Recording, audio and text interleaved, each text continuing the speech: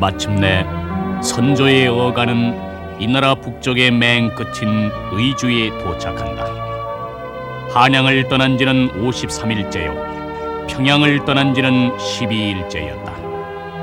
선조의 어가가 의주에 당도하던 날의 광경을 기재사초에는 이렇게 적고 있다. 24흔날에 행차가 의주에 이르니 동쪽을 향해 통곡하고 서쪽을 향해 4번 절했다. 용만관에 이르러 의주 목사가 거처하던 곳을 행궁으로 삼았다. 이때 이미 성중의 백성들은 다 흩어져서 사람의 모습은 구경할 수도 없었고 닭 한 마리, 개 한 마리도 보이지 않았으며 새 또한 날지 않아 마치 황폐한 산중의 절과 같았다. 의주는 이 나라 강토의 마지막 땅이요. 이제 어찌해야 하는지 방도를 말씀하시오. 신유성령 아래옵니다. 명나라의 원군을 구하는 사자가 여러 차례 갔사옵니다. 곧 하회가 있을 것으로 사료되옵니다. 명나라의 원병이 도착하기 전에 평양에 있는 외병들이 치미러 온다면 어찌하겠소이까? 천만다행으로 왜적은 움직이지 못하고 있사옵고 또한 움직이지 않을 기미가 있사옵니다. 무엇으로 그걸 믿소? 남쪽에 있는 진주성이 아직은 우리 손에 있사옵고 또한 각처에서 의병들이 일어나 총사를 구하겠다고 싸우고 있사옵니다.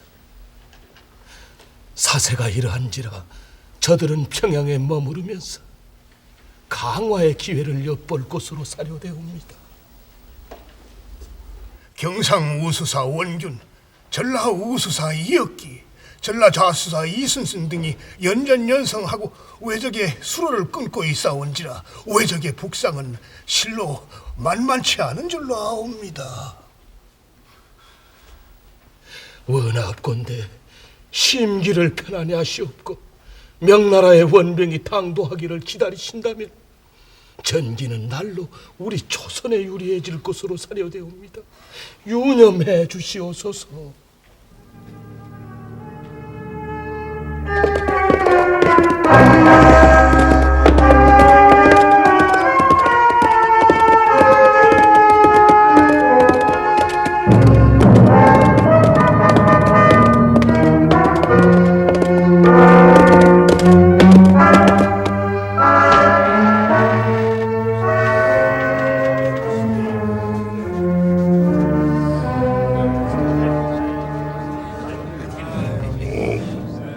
내 이놈들!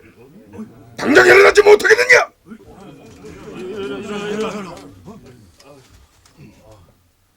이런 멍청인 것들이 있나? 적의 도성 하나 제대로 지키지 못한 것들이 싸움터에 못하러 나와! 너희들의 상전이 그렇게 시키느냐? 할 일 없으면 당장 나가서 조선 놈들의 목이라도 베야 할 것이니라.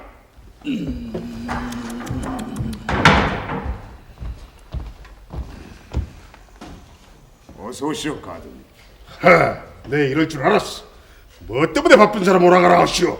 자, 앉으시오. 대합 전에 조령이 당도에 있어요.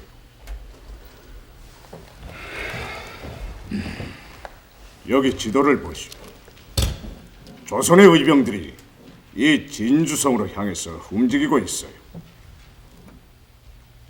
조선으로 건너온 우리 18만 대병이 남쪽 끝에 있는 진주성 하나 손아귀에 넣지 못한 데서야 말이 되는가? 대합전하께서 진노하신 것은 바로 이 때문이에요. 모든 병을 동원해서 이 진주성으로 모여오는 의병들을 타도하고 그 여세를 몰아서 잠깐! 진주성을 치기 위해서 나의 제2군과 소선님의 제1군을 빼돌릴 순 없죠. 글쎄, 마저 들으시오. 수군의 패전으로 보급로가 끊어져 있어요. 게다가 호남을 유리하지 못해서 군량미를 작업할 수도 없어요. 또 곧 겨울이 옵니다. 그렇게 되면 우리는 추위와도 싸워야 해요. 옳게 보셨소이다. 내가 의조를 눈앞에 두고도 움직이지 아니한 것은 바로 그 점 때문이다. 아니 이런 해설. 우리는 태압전의 명을 따라서 먼저 조선 의병을 치고 그 다음에 진주성을 유린해야 할 것이오. 알겠소이다. 이것들 봐, 이것들 봐! 앞전의 명을 빙자해서 딴 생각들을 하고 있어. 의전을 먼저 치고도 진주성은 얼마든지 칠 수가 있어. 앞전의 것은 북진을 늦추려고 하질 않았어. 말을 쓴 것이오. 그는 못해!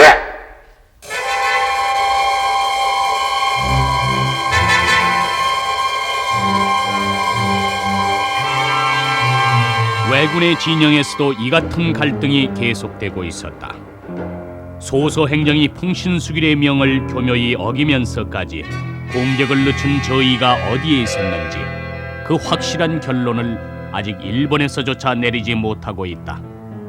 아무튼 이 같은 갈등으로 인해 조선은 전세를 정비할 시간을 벌 수가 있었던 것만은 사실이었다. 그러면 여기서 잠시 외란초에서부터 왜군의 진로와 의병들의 항전을 지도를 놓고 살펴보기로 한다. 왜국당 구조에 있는 명호옥성을 출발한 왜병 18만 대병은 일기도와 대마도를 거쳐 부산포에 상륙해 북진했다. 제1군 소서 행장은 충주, 한양, 개성을 유린하며 평양에 당도해 있었고, 선조 임금은 치옥의 몽진을 계속해 국토의 최북단인 의주에 도착하여 이제는 더 갈 곳이 없는 지경에 이르러 있었다. 제2군 가등청정은 서울을 거쳐 함흥, 북청을 지나 회령을 목전에 두고 있었으며, 이때 임해군과 순하군도 회령에 당도하여 더 이상 후퇴할 땅을 찾지 못하고 있었다.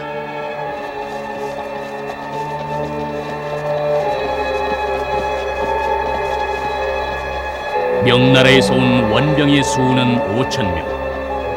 요동 부총병 조승훈에 휘하에 있던 병사들이었다. 그 수야 적건 많건 간에 명나라의 원병이 당도했다는 사실 하나만으로도 조선 조정은 들뜨지 않을 수가 없었다.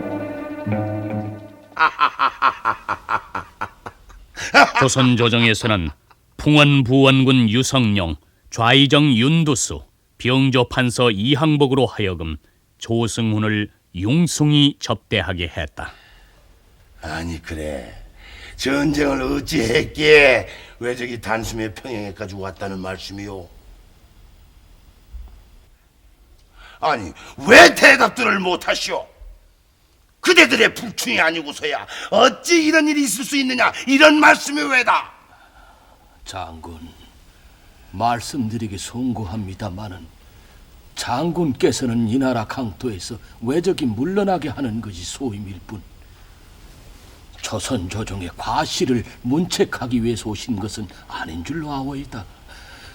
지금 저희가 급하게 여기고 있는 것은 왜적을 물러나게 하는 일일 뿐 다른 생각을 할 겨를이 없소이다. 아니 뭐요? 그러하오이다. 우리 조선은 이미 영의정과 좌의정을 파직했소이다. 장군께서는 서둘러 평양에 있는 왜적을 물리쳐 주셔야 할 것으로. 이것들 보시오. 그대들을 돕기 위해서 나온 대명국의 원병 장수에게 그따위로 무례한 언동으로 서슴지 않는 사람들이 왜적은 어찌하여 물리치지 못하였소? 만에 하나 내가 오지 않았더라면 그대들은 어찌할 뻔했느냔 말이오. 그렇지 않은가? 그대들이 첫번하는 범절이 이 모양이면 나도 싸우지 않고 돌아갈 수 있음을 명심하시오. 장군, 노여움을 거두시고 평양을 수복하는 일을 서둘러 주셨으면 합니다. 우리 조선에게는 한시가 급한 일이오이다. 뭐요? 명나라의 원군, 분명히 이 나라 조선을 돕기 위해서 나온 사람들이었으나 장수에서부터 졸개에 이르기까지 조선 땅에 발을 들여놓는 순간부터 기고만장한 작태를 보이기 시작했다. 조선 조정은 왜적으로부터 쫓겨야 했고 명나라의 원병으로부터 받는 수모로 이중의 고통에 시달려야 했다. 내 대신 덕천이 옵니다. 전라,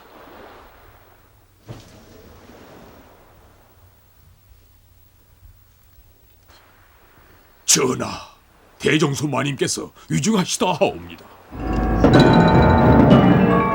위중하시다니요. 내가 경도를 떠나올 때까지만 해도 새하키는 보이셨어도 병석이 높지는 않았으며이다. 그러하옵니다. 엊그제까지의 파발에도 건강하셨던 것으로 되어 있었사옵니다.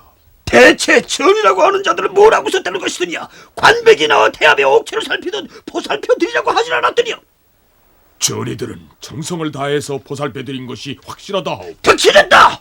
그들이 나를 보살피도 했다면 내 어머님은 위중하지 않았을 것이야. 전하, 고종하시옵소서. 대종소 마님께서 위중하시다면 서둘러 경도로 떠나가는 것이 옳은 줄로 아옵니다. 그러하옵니다. 귀한 차비를 서두름이 옳을 것이옵니다. 내가 대판으로 가면 조선은 어찌 되느냐? 명나라에서 원군까지 와 있는 마당인데 조선에 가 있는 장수들이 소임을 다해낼 것으로 보느냐? 대종소 마님께서 살아계실 때 지극한 효성을 보이심이 자식된 도리를 다하는 것이옵니다. 조선은 내년에도 후년에도 칠 수 있지를 않사옵니까? 원하옵건대 귀한 차비를 서둘러 주시옵소서. 전하, 저희들은 전하의 효성을 익히 알고 있사옵니다. 대종소 마님의 병화를 소홀히 할 수는 없음인 줄 아옵니다. 전하, 대판성으로 돌아가셔야 하옵니다. 서둘러 주시옵소서.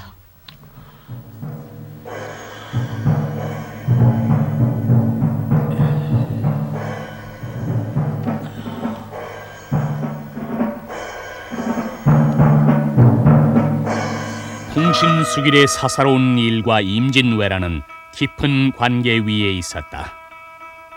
3살 난 아들 학송이 죽음으로써 조선 침략이 앞당겨졌었는데 이번에는 풍신수길의 생모인 이른바 대정소 마님이 위중지경에 있다는 풍신수길의 교활한 마음이 또 무슨 비언덕을 부릴지 짐작도 할 수 없는 일일 것이었다.